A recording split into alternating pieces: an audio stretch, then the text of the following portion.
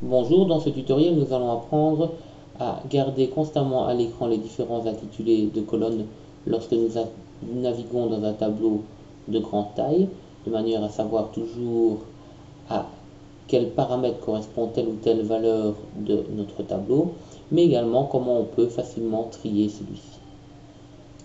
La possibilité de garder constamment à l'écran les différents titres de colonnes, voire de lignes, se fait à partir des outils de séparation qui sont situés soit au-dessus de la barre de défilement verticale, soit à la droite de la barre de défilement horizontale.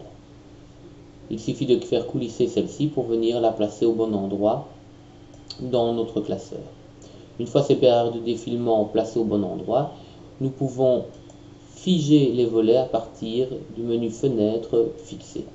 Dès lors, si nous naviguons maintenant dans notre document, nous constatons que les intitulés soit de colonnes, soit de lignes sont toujours gardés à l'écran. Pour pouvoir trier notre tableau, nous devons utiliser l'outil de tri qui est donné dans le menu Données, fonction trier.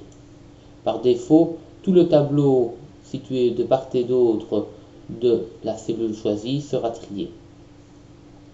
Vérifiez au niveau des options que la coche, la plage contient des étiquettes de colonnes soit bien validée, ce qui nous permet en fait au niveau des critères de tri de voir les intitulés de colonnes dans le menu déroulant pour pouvoir définir nos critères.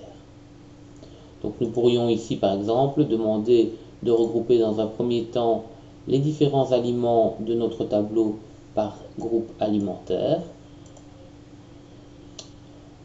Un second tri peut être réalisé au sein de ces groupes. Par exemple, nous pourrions demander au sein des différents groupes alimentaires de venir trier les aliments maintenant par apport en protéines des plus importantes vers les plus petites.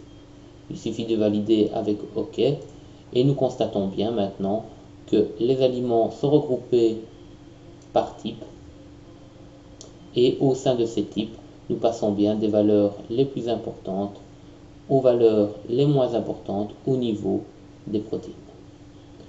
Dans un second tutoriel, nous allons apprendre comment il est possible de filtrer les différentes données de manière à ne faire apparaître que certaines données qui peuvent nous intéresser.